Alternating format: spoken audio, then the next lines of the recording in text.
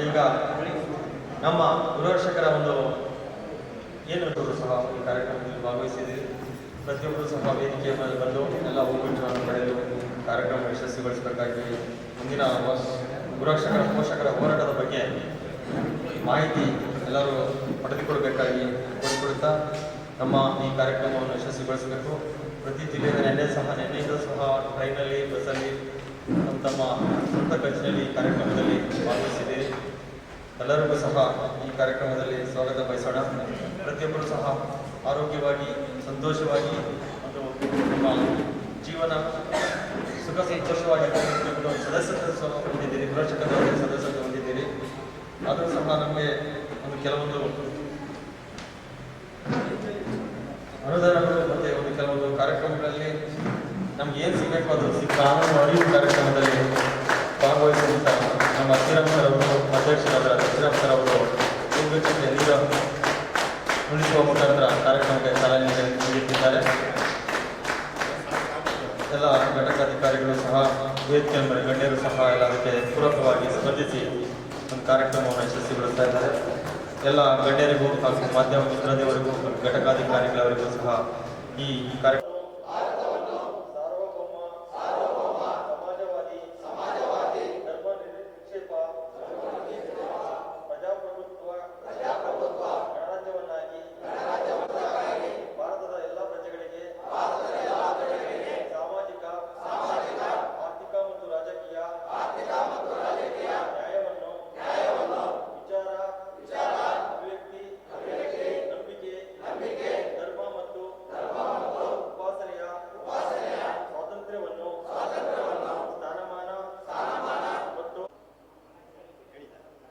ಈ ದಿನದ ಕರ್ನಾಟಕ ರಾಜ್ಯ ಗೃಹರಕ್ಷಕರ ಯೂನಿಟ್ ಆಫೀಸರ್ ವತಿಯಿಂದ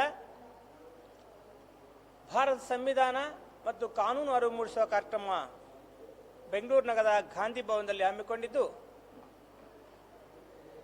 ಸಂವಿಧಾನ ಆರ್ಟಿಕಲ್ಸ್ ಅದರಲ್ಲೂ ಕೂಡ ನಮಗೆ ಮುಖ್ಯವಾದ ಕೆಲವು ಆರ್ಟಿಕಲ್ಸನ್ನು ಆಯ್ಕೆ ಮಾಡಿಕೊಂಡು ಇಲ್ಲಿ ವಿವರಿಸಲಾಗುತ್ತೆ. ಹಾಗೆ ಕಾನೂನು ಬಗ್ಗೆ ಅವಶ್ಯಕತೆ ಇರುವ IPC ಮತ್ತು CRPC ಕೆಲವು ಸೆಕ್ಷನ್ಗಳನ್ನು ತಿಳಿಸಪಡಿಸುತ್ತವೆ. ಇದರ ಜೊತೆಗೆ ಕರ್ನಾಟಕ ರಾಜ್ಯದಲ್ಲಿ 27,000 ಜನ ಗೃಹರಕ್ಷಕರಿದ್ದಾರೆ, 426 ಜನ ಯೂನಿಟ್ ಆಫೀಸರ್ಸ್ ಇದ್ದಾರೆ, 4,555 ಜನ ಮಹಿಳಾ ಗೃಹರಕ್ಷಕರಿದ್ದಾರೆ. ಕರ್ನಾಟಕ ರಾಜ್ಯದಲ್ಲಿ ಗೃಹರಕ್ಷಕರ ಜೀವನಗಳು ಚಿಂತಾಜನಕವಾಗಿವೆ. 27,000 ಗೃಹರಕ್ಷಕರು ಬದುಕನ್ನು ಕಟ್ಟಿಕೊಳ್ಳಕ್ಕೆ ಆಗಿಲ್ಲ. ಯಾಕಂದ್ರೆ ಇವರಿಗೆ ಕೊಡ್ತಾ ಇರೋ ಡ್ಯೂಟಿ ಎಷ್ಟು? ದಸರಾ ಬಂದೋಬಸ್ತು, ವಿನಾಯಕ ಬಂದೋಬಸ್ತು, ಚುನಾವಣೆ ಬಂದೋಬಸ್ತು, ಸರ್ಕಾರದ ಮಂತ್ರಿಗಳು ಬಂದಾಗ, ಮುಖ್ಯವಾದ ವ್ಯಕ್ತಿಗಳು ಬಂದಾಗ ಬಂದೋಬಸ್ತು ಮತ್ತು ಕೆಲವು ಕಾರ್ಯಕ್ರಮಗಳ ಬಂದೋಬಸ್ತು. ಮಧ್ಯಪ್ರದೇಶ, ಮಹಾರಾಷ್ಟ್ರ, ತೆಲಂಗಾಣ, ಆಂಧ್ರ ಕೆಲವು ರಾಜ್ಯಗಳ ಚುನಾವಣೆ ಟೈಮಲ್ಲಿ ಡ್ಯೂಟಿ. ಇವೆಲ್ಲ ಒಟ್ಟು ಸೇರಿಸಿ ಕೇವಲ 3 ತಿಂಗಳು ಮಾತ್ರ ಕೊಡ್ತಾ ಇದ್ದಾರೆ. 3 ತಿಂಗಳು ಡ್ಯೂಟಿ ಕೊಟ್ಟರೆ, ಒಂದು ವರ್ಷದಲ್ಲಿ 3 ತಿಂಗಳು ಡ್ಯೂಟಿ ಕೊಟ್ಟರೆ, ಇನ್ನು ಉಳಿದ ತಿಂಗಳಲ್ಲಿ ಏನು ಕೆಲಸ ಮಾಡಬೇಕು ಇವರು? ಇಲ್ಲಿ ಯೂನಿಫಾರ್ಮ್ ಹಾಕೊಂಡು ಶಿಸ್ತಿನ ಸಿಪಾಯಿ ಥರ ಡ್ಯೂಟಿ ಮಾಡೋದು, ಇವರಿಗೆ ಬೇರೆ ಎಲ್ಲ ಕೆಲಸ ಕೊಡ್ತಾರಾ? ಮತ್ತು ಇವ್ರ ಬದುಕು ಏನಾಗಬೇಕು? ಕರ್ನಾಟಕ ರಾಜ್ಯ ಸರ್ಕಾರಕ್ಕೆ ನಾವು ಕೇಳ್ತಾ ಇದ್ದೀವಿ, ವಿನಂತಿ ಮಾಡ್ತಾ ಇದ್ದೀವಿ. ಪಕ್ಕದ ಆಂಧ್ರ ಮತ್ತು ತೆಲಂಗಾಣ ರಾಜ್ಯದಲ್ಲಿ, ಗೋವಾ ರಾಜ್ಯದಲ್ಲಿ, ಈ ದೇಶದ 18 ರಾಜ್ಯಗಳಲ್ಲಿ ಗೃಹರಕ್ಷಕರಿಗೆ ಪೂರ್ಣಾವಧಿ 365 ದಿನ ಕರ್ತವ್ಯ ಕೊಟ್ಟಿದ್ದಾರೆ. ನಮ್ಮ ಸರ್ಕಾರ, ಕರ್ನಾಟಕ ರಾಜ್ಯ ಸರ್ಕಾರ ದೇಶಕ್ಕೆ ಮಾದರಿ. ಬಡವರಿಗೆಲ್ಲ ನಾವು ಗ್ಯಾರಂಟಿಗಳು ಕೊಡ್ತಾ ಇದ್ದೀವಿ. ಬಡವರಿಗೆಲ್ಲ ಗ್ಯಾರಂಟಿ ಕೊಡ್ತಾರೋ ನಮ್ಮ ಸರ್ಕಾರ, ಈ 27,000 ಜನ ಹೋಮ್ ಗಾರ್ಡ್ಸ್ ಗೃಹರಕ್ಷಕರು ಏನು ಶ್ರೀಮಂತರ? ಇವರು ಬಡವರಲ್ವಾ? ಇವ್ರ ಬಗ್ಗೆ ನೀವು ಯಾಕೆ ಗಮನ ಕೊಡ್ತಾ ಇಲ್ಲ? ಇವ್ರ ಬಗ್ಗೆ ಗಮನ ಕೊಡಿ. ಗೃಹರಕ್ಷಕ ಕೆಲ್ಸಕ್ಕೆ ಬರ್ತಾ ಇದ್ದೀರಿ, ಯಾರು ಬರ್ತಾ ಇದ್ದಾರೆ? ಬಡವ್ರ ಮಕ್ಕಳು ಮಾತ್ರ ಬರೋದು, ರೈತರ ಮಕ್ಕಳು ಮಾತ್ರ ಬರೋದು, ಕೂಲಿ ಕಾರ್ಮಿಕರ ಮಕ್ಕಳು ಮಾತ್ರ ಈ ಕೆಲ್ಸಕ್ಕೆ ಬರ್ತಾ ಇರೋದು. ಆಗರ್ಭ ಶ್ರೀಮಂತರು ಬಂದು ಹೋಮ್ ಗಾರ್ಡ್ಸ್ ಕೆಲಸ ಮಾಡ್ತಾ ಇದ್ದಾರಾ?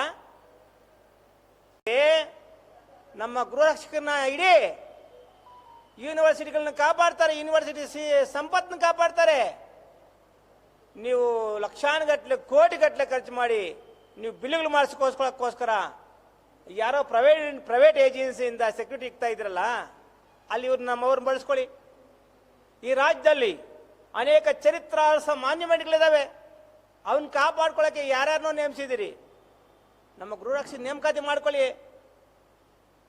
ಅನೇಕ ಪ್ರಮುಖ ಇಲಾಖೆಗಳಲ್ಲಿ ಮುಂದುವರಿಸ್ತಾ ಇದ್ದೀರಿ. ಯಾವ ರೀತಿ? 3 ತಿಂಗಳು 6 ತಿಂಗಳು. ಅದೇ ಬೇಡ. ನಮ್ಮ ಗೃಹರಕ್ಷಕರು ಕೂಡ ಎಲ್ಲದಕ್ಕೂ ಸಿದ್ಧವಾಗಿದ್ದಾರೆ. ನೀವೇನಾದ್ರೂ ಗ್ರಾಮ ಗಸ್ತು ಮಾಡಬೇಕಂದ್ರೆ ಪೊಲೀಸ್ ಜೊತೆಗೆ ನಮ್ಮ ಹೋಮ್ ಗಾರ್ಡ್ಸ್ ಕಳಿಸಿ ರೆಡಿ ಇದ್ದಾರೆ. ಅವರು ರಾತ್ರಿ ಎಲ್ಲ ತಿರುಗಡಕ್ಕೆ ರೆಡಿ ಇದ್ದಾರೆ. ಮತ್ತೆ ಸರ್ಕಾರದ ಬೊಕ್ಕಸ ಬರದಾದಂಗೆ ಸರ್ಕಾರಕ್ಕಿನ್ನ ಆದಾಯ ಮಾಡ್ತಾರೆ. ಯಾವ ರೀತಿ ಆದಾಯ ಮಾಡ್ತಾರೆ? ನಮ್ಗೆ ಕೊಡ್ತಾರೆ ಸಂಬಳ ಎಷ್ಟು ಸ್ವಾಮಿ? ಅದೇ 27,000 ಜನಕ್ಕೆ ನೀವು ಬೇರೆ ಸೆಕ್ಯೂರಿಟಿ ಏಜೆನ್ಸಿ ಕೊಡ್ತಾರೋ ಸಂಬಳ ಎಷ್ಟು? 1 ಡಬಲ್ ಕೊಡ್ತೀರಿ. ಅಲ್ಲಿ 1 ಡಬಲ್ ಕೊಡೋ ಬದಲು ಇಲ್ಲಿ ಅರ್ಧ ಕೊಟ್ಟರೆ ನಾವು ರೆಡಿ ಇದೀವಲ್ಲ ಡ್ಯೂಟಿ ಮಾಡಕ್ಕೆ. ನಮಗೂ ಡ್ಯೂಟಿ ಆಗುತ್ತೆ, ನಮ್ಮ ಹೋಮ್ ಗಾರ್ಡ್ಸ್ಗೂ ಡ್ಯೂಟಿ ಆಗುತ್ತೆ, ಅವ್ರಿಗೂ ಅಷ್ಟು ಸಂಬಳ ಬರುತ್ತೆ, ಪೋಷಕರು ನಮ್ಮನ್ನ ಸಾಕಕ್ಕೆ ಅನುಕೂಲ ಆಗುತ್ತೆ. ಅದಕ್ಕೆ ಸರ್ಕಾರಕ್ಕೆ ಡಿಮ್ಯಾಂಡ್ ಮಾಡ್ತಾ ಇದ್ದೀವಿ. ಇವತ್ತೇನು ಈ ಕಾರ್ಯಾಗಾರ ಹಮ್ಮಿಕೊಂಡಿದ್ದೀವಿ, ಸಂವಿಧಾನ ಮತ್ತು ಕಾನೂನು ಅರಿವು ಮೂಡಿಸೋ ಕಾರ್ಯಕ್ರಮ ಹಮ್ಮಿಕೊಂಡಿದ್ದೀವಿ. ಈ ಕಾರ್ಯಾಗಾರದಲ್ಲಿ ತಮಗೆ ಸರ್ಕಾರಕ್ಕೆ ನಾವು ಒತ್ತಾಯ ಮಾಡ್ತಾ ಇದ್ದೀವಿ. ಬೆಳಗಾಂ ಅಧಿವೇಶನದಲ್ಲಿ ಮುಗಿದಾಗಿದೆ. ಬಜೆಟ್ ಅಧಿವೇಶನದಲ್ಲಿ 27,000 ಜನ ಪೋಷಕರು ಇಲ್ಲಿ ಬರಕ್ಕೆ ರೆಡಿ ಇದ್ದಾರೆ. ನಮ್ಮ ಪೋಷಕರು ಬರಕ್ಕಿಂತ ಮೊದಲು ನೀವು ಬಜೆಟ್ ಅಧಿವೇಶನದಲ್ಲಿ ಮುಖ್ಯವಾಗಿ ಕ್ಯಾಬಿನೆಟ್ ಅಲ್ಲಿ ತೀರ್ಮಾನ ತಗೊಂಡು ಅನೌನ್ಸ್ ಮಾಡಿ. ನಾವು ಯಾವ ಹೋರಾಟಕ್ಕೂ ಇರಲ್ಲ. ತಾವೇನಾದ್ರೂ ಅನೌನ್ಸ್ ಮಾಡಿಲ್ಲ ಅಂದ್ರೆ ಒಂದು ಶಕ್ತಿಯುತವಾದ ಹೋರಾಟ, ಸರ್ಕಾರ ಗಮನ ಸೆಳೆಯುವ ಹೋರಾಟ ನಾವು ಮಾಡಬೇಕಾಗುತ್ತೆ ಅಂತೇಳಿ ಸರ್ಕಾರಕ್ಕೆ ಎಚ್ಚರಿಕೆ ಕೊಡ್ತಾ ಇದ್ವಿ. Pavagada Shriram, labour AIDS forum ಸಂಸ್ಥಾಪಕ ಅಧ್ಯಕ್ಷರು, ಗೃಹರಕ್ಷಕರ ಪೋಷಕರ ಹಕ್ಕು ಸಂರಕ್ಷಣಾ ಸಮಿತಿ ಮಹಾಪೋಷಕರು.